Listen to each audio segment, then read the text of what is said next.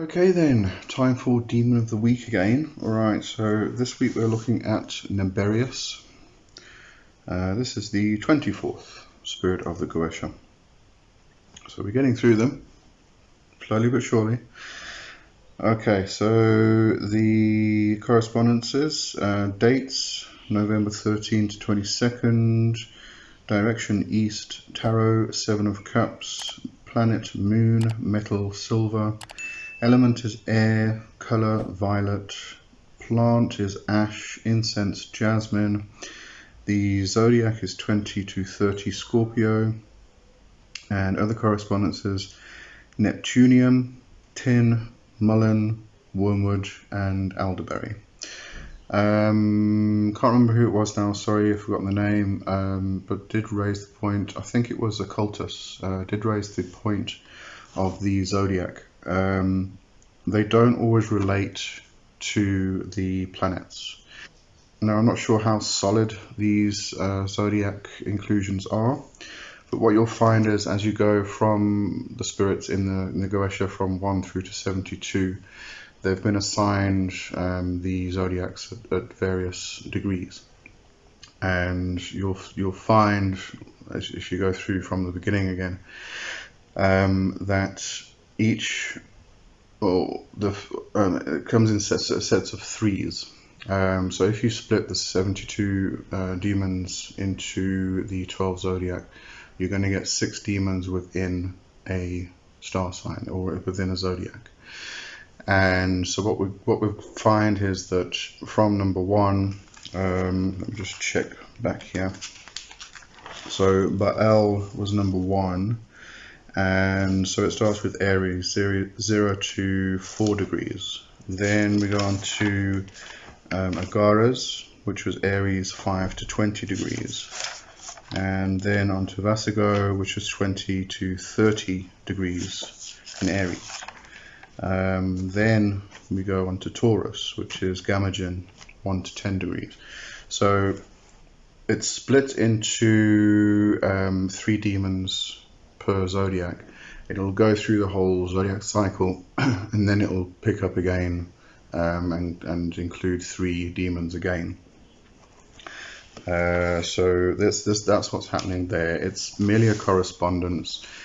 If you want to work with a particular spirit from the Goetia at a particular time of the year, then that is considered to be the most prominent time for that particular demon.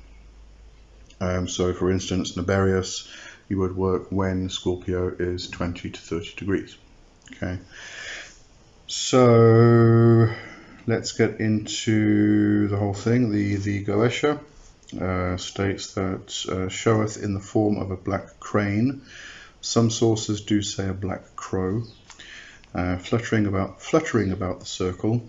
And when he speaketh it is with a hoarse voice. I'm not sure about this fluttering about the circle. If you've ever seen the size of a crane, they do not flutter. But anyway, maketh men cunning in all arts and sciences, but especially in the art of rhetoric. He restoreth lost dignities and honours.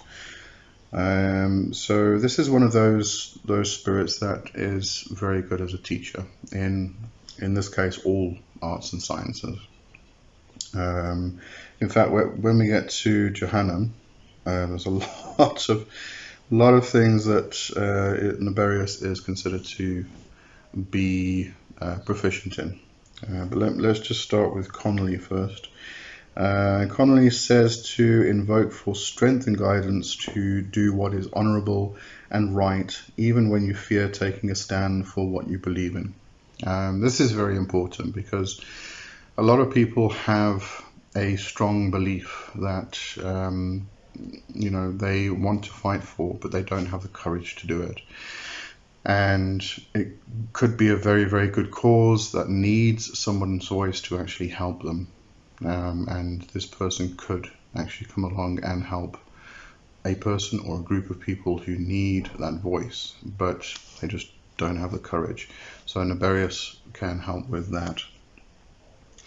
A natural effect of his energy is to make the magician feel nervous. However, he can infuse the magician with great courage and confidence. And here we see again the switch. Going back to Marbas. Marbas is always my go-to example here.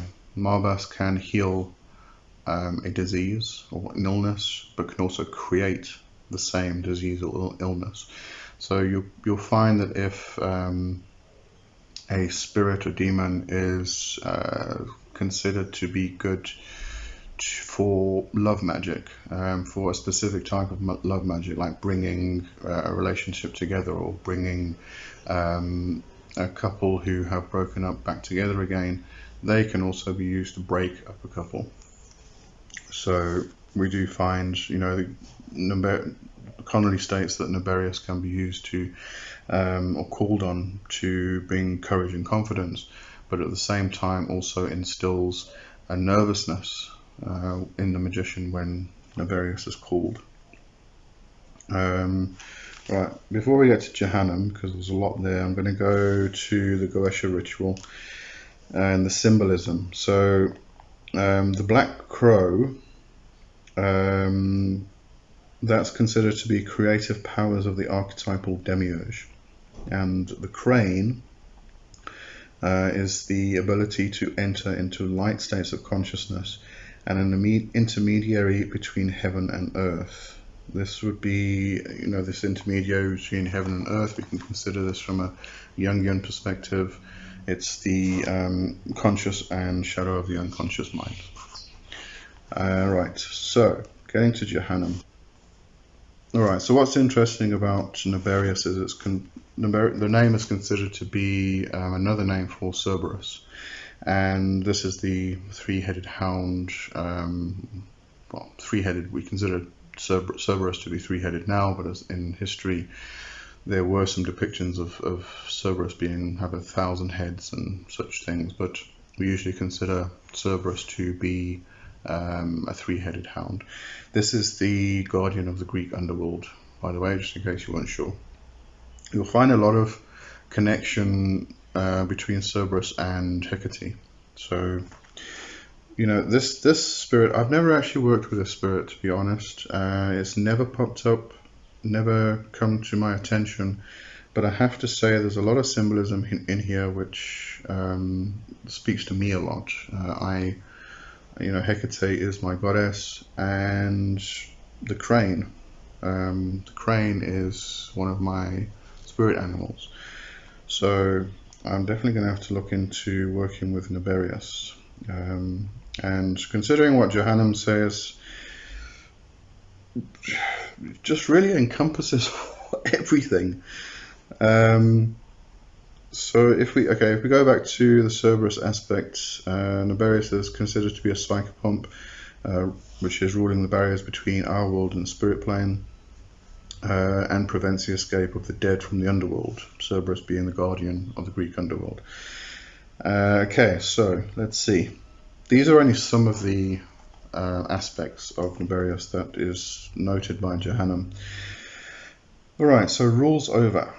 Faculties of psychic perception, the true will, alchemy, the great work, the bestial manifestation of the higher self as a spirit animal, mirroromancy, vehicle enchantment, shadowmancy, stellar magic, warding, lunar magic, scrying, tarot divination, pyromancy, hydromancy, necromancy, prescience, the use of fire in magic, and death magic. He can inflict suffering, assault, and tragedy upon any given person, can be called to control an animal and coerce it to harm things or persons, reveal the hand of glory, commune with the planetary spirits of the earth, assist in protection and travel, engender introspective epiphanies of self-understanding, overcome addictions, and also, he also states that the three heads of Cerberus should be compared to the three heads of Asmodeus and Hecate. Alright, you do find a very strong connection between Cerberus and Hecate through the lore. So I'm not sure if the 3 heads of Cerberus should be equated with the 3 heads of Hecate. I don't see a connection there, but there, as I said, there's just a strong connection between them. You know, Hecate is always seen with the hellhounds, which is very much in regards to Cerberus, the guardian of the underworld. So there's that connection with Hecate's hounds.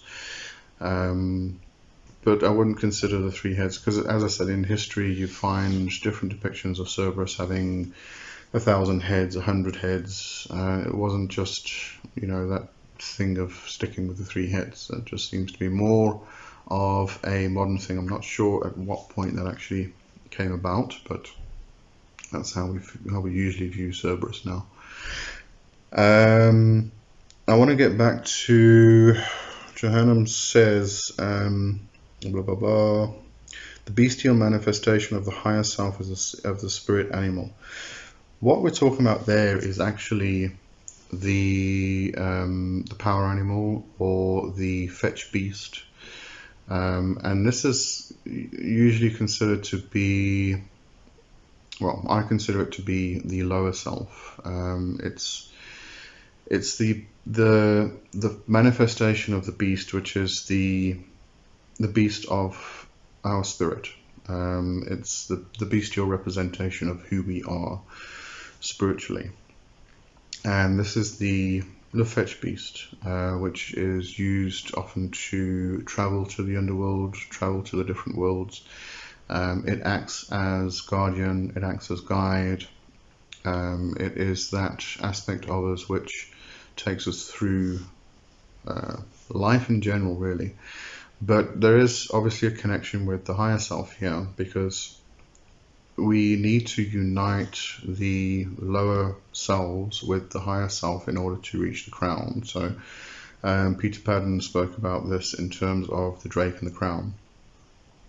So the lower, if we split the soul into three parts, as per Kabbalah, we have the lower, middle, and upper self, or higher self. The lower self is the nefesh, the middle self is the ruach, and what we do is we bring those into union, because we need those to work together, because the nefesh is the instinctual self. It is the active aspect, and although it has access to all knowledge, past, present, and future, which doesn't exist anyway, it's all now, but access to all knowledge, but it's the instinctual self, and therefore it doesn't have memory, whereas the middle self does retain memory, but this is the rational self. So you bring those together and it creates this beautiful union. But then once you've got those united, you need to unite those with the higher self, with the upper realms. And this is the crown aspect. This is the holy guardian angel that we speak of.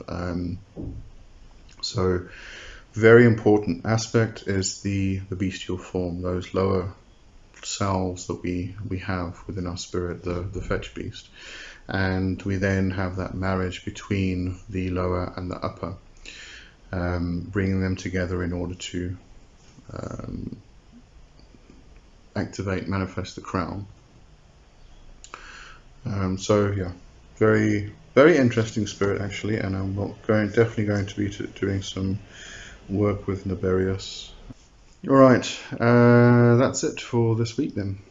So have a good one, and I'll see you next time. Cheers for now. Bye bye.